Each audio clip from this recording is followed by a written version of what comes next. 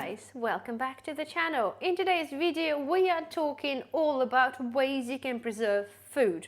We know we've all been threatened with the global food shortages, and we know exactly what is happening in the world, and generally food shortages, and generally the way we're going with the whole situation in the world.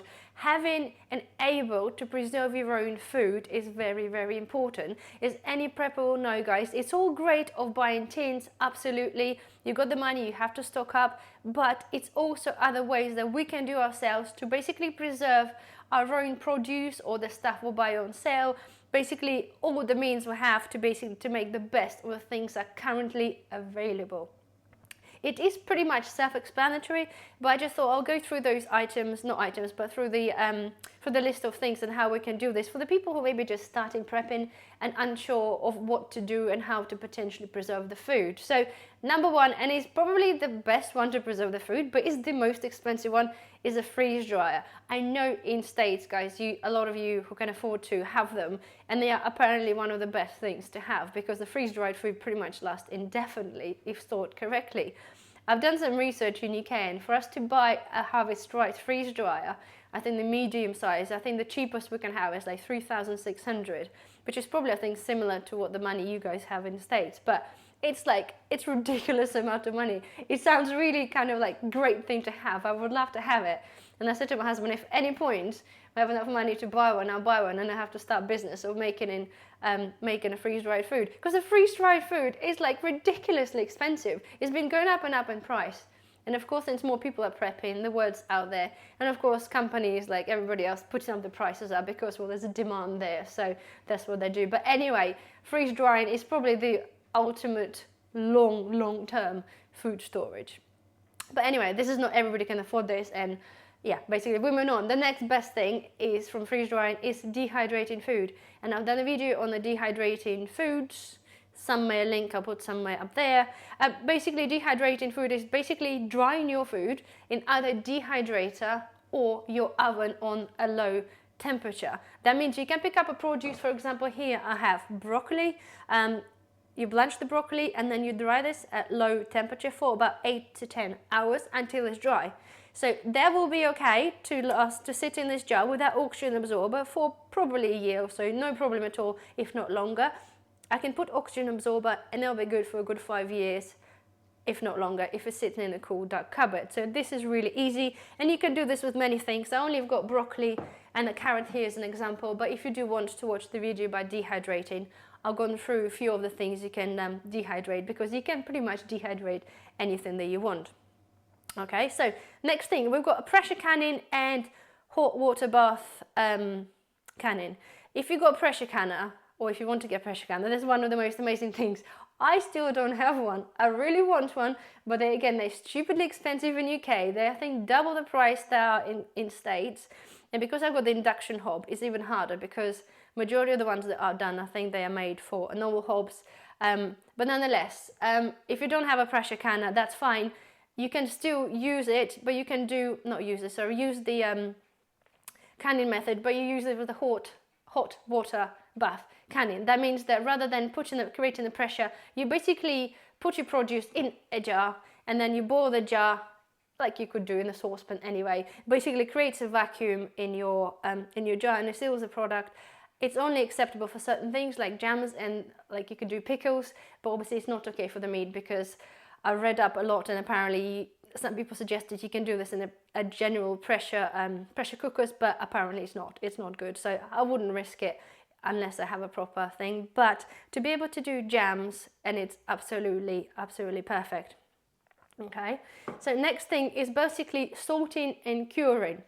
And it's kind of one of those things, it's not for everybody, but for example, I've been experimenting and I've made some salted egg yolks, and they've been made for the video, which is meant to be experimenting with all the things that are replacing basically cheese when we can't get cheese. And those guys, the salted yolks, are actually really good. They taste a bit like parmesan, that really sort of umami flavor, and they work really well. But you can salt other things, like in many countries they do meats and fishes. I don't, because I don't trust let's say I don't trust it. We can buy fish from fishmongers and fresh fish, we can, but I just don't I don't trust myself doing this because I've never salted fish before. My dad tried and apparently that worked really well. I didn't, and I choose to buy it. I've bought this is the jumbo cod cutlets. Okay, so basically it's a salted cod. So you have to soak and cook in specific cuisines, and that's not cheap. This is 350 grams, and that was like £5.50 or £6, so it's not cheap. But again, it's got fairly long shelf life, and it will sit there for quite a while. If I have a package just in a vacuum seal or somewhere, just put it in a different container, that should last a bit longer. But the point is, guys, you can salt stuff. You can salt herbs. I've done this before, when you just basically blitz some herbs you have grown in the garden, put them in a pot, add some salt, then basically layer them up and let them sit there. They'll preserve your herbs. You can do salted lemons, which is another thing that I really would want to do. I've tried salted lemons first time in Sicily, and it's really kind of initially make you think, oh, that's a bit strange, it's a lemon, it is salted. But it's basically, you salt the lemon, you cut it up, you put the salt in it, and it'll sit and it'll pickle itself in salt and in its own lemon juice. So basically creates a kind of really weird flavor, but still lemony and salty. So you rinse it, you use it, and it's kind of really good. And there's many other things, guys. You can salt many other things. Okay, right. Another little thing is basically using lard or fat to preserve stuff. We know you can do pressure can meat in fat. And I've bought some before, again from Asda, which I'm not able to buy anymore. It was a pork shoulder in fat, and it's the most amazing tasting thing, but I can't buy this anymore, which is really frustrating. You can also use fat to preserve your eggs, and I've done a lot of research, and many people said yes, you can. The same way it's like you use the lime water. You just rub fat, whether olive oil or any sort of fat or butter, on your eggs and put them aside, and apparently that prolongs your life of egg for like 6 months to a year. I haven't bothered doing this because we have chickens. We have the eggs every day on an everyday basis, but the option is there is to preserve stuff in fat. And again, if you choose to Google this, you'll find many recipes or many things you can actually preserve in fat, not just what I mentioned. Next thing is pickles, and probably by far one of my favorites. We love pickles. And last year we weren't really successful with the cucumber because of the heat, and cucumbers don't really like really hot weather. So basically you can pickle pretty much anything you want. I've got selection to what I've managed to pickle. I've got pickled cucumbers, pickled onions, and I have pickled eggs, and I have promised to do your recipe, but because we have egg shortages, I thought that'd be rather wrong of me to do this at this time. So I'll do this a little bit later, but they are absolutely yummy if you like eggs and if you like pickles. Pickled onions, I've grown my own. They're there's a mixture of sizes in there, but your own pickled onions are so much stronger than the short-bought ones. I've got pickled beetroot. Again, I didn't get this out, guys, because I'm kind of running out of space there. I have pickled daikon somewhere. I've got pickled radishes, which I really like to do when I do Korean-style barbecue lettuce wraps. Pickled radish is really good. It's still uber crunchy, and it's just that little zesty thing. I've got that daikon cut there. So basically, again, whatever you guys like, you can pretty much pickle, providing it kind of goes, if that makes sense, okay? And the last thing is you got like a sugar preserving, which is basically making your jams, jellies and chutneys. And I'm a big sucker for jam. I have loads of jam, and this is just like a small selection of the stuff I've taken. I do 2 types of jam preserving and jelly preserving. I do 1-to-1 ratio, that basically 1 sugar, 1 fruit, and that stuff lives in one of my fridges in the garage. And then I do 2-to-1 ratio when I do 2 sugar to 1 berries, and this can live on my longer shelf for the longer term storage. I prefer the fresher stuff like 1-to-1 ratio for raspberry jam. If you feel a little bit unwell with a little bit of tea, it kind of helps a bit, but raspberry lemon tea goes really well. And something that's a bit more non-medicinal, if you wish, then I'll put more sugar, so it'll sit on the shelf for longer. So as an example, so as I said, you have a raspberry jam, so I have probably about, oh my god, I don't know, say I've got 10 jars of raspberry jam. I've done some plum jam. I don't have a lot because we only have a really young little tree, so we only get a few berries anyway. I've got, well, we've got the blackcurrant black currant. Again, I only got a couple because the bushes are small. I've got tons and tons of blackberry because we have a lot of wild blackberry bushes around. I've got a blueberry jam which I made last summer when I picked up some bits in Tesco's on the deal. I've done that one. I've got, this is a gooseberry jelly. Okay, this is a good substitute for red currant jelly. Again, I've got a gooseberry bush up there, and it's a small bush, but it produces enough to be able to make, again, 2 or 3 jars, so that's really, really good as well. I've done mango chutney. Again, I found some really sad looking mangoes in Tesco's a little while back, and I thought, oh, what do you do? And of course, I made mango chutney for the Indian cuisine. I've also done with the gooseberry some gooseberry chutney. So again, this is something I like to have with, so if you have like cheese and crackers, that kind of thing, it goes well with the cheese instead of a pickle. Basically, that's a good substitute in a sandwich. Okay, so you can get an idea, guys, that you can really create. If you think outside the box, there is so many things you can create from your own garden. And I think it's so important to know how to preserve all this food. As I said, that we know that things are not the same. And the world is never going to be the same, how we're living it. It's just never going to be as simple. And the things are only going to get harder. So by thinking outside the box, and hopefully me helping you and encouraging you to understand what it is happening and get you that little kick up the bum maybe to think, do you know what? You have nothing to lose, but just give it a try.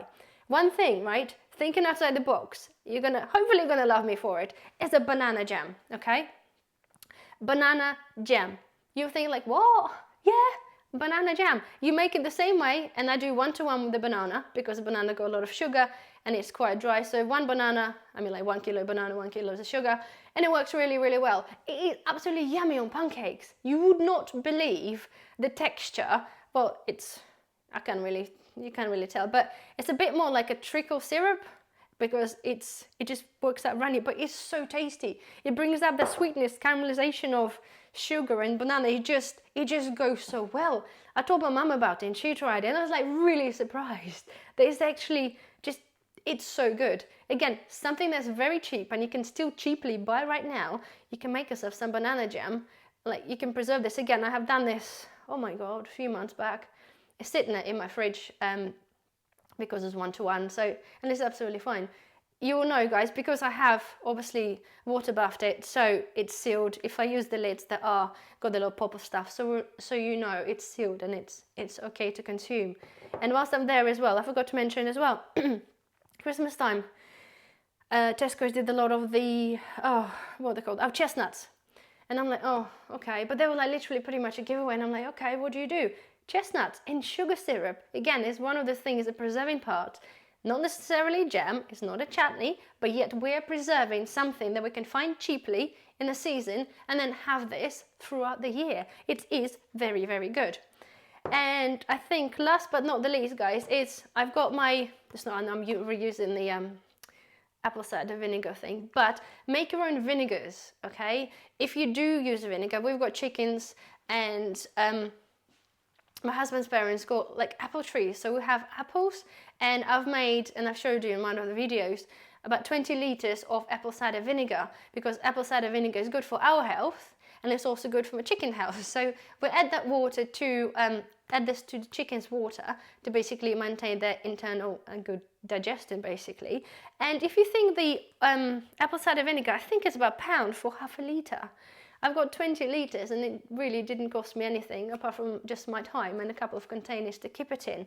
But all those things, again, you might think, oh, apples, like what do? There's only so much you can do.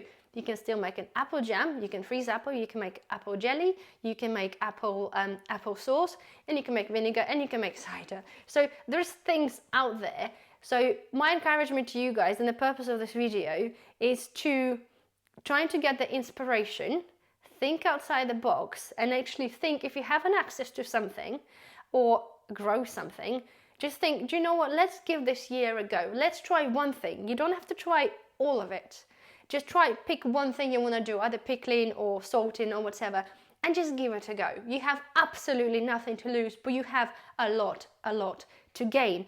As I said, from us growing in the garden and collecting the wild berries, with me, like the fruits and herbs, I don't ever have to buy jams or herbs, especially the ones that I can grow. So my aim is to be able to grow more so I can then produce more of the things, so that I don't have to buy things that I can produce, i.e. like pickles. I've been buying pickles from Lidl and mini onions from Asda purely because I had a really bad season and I just haven't had enough.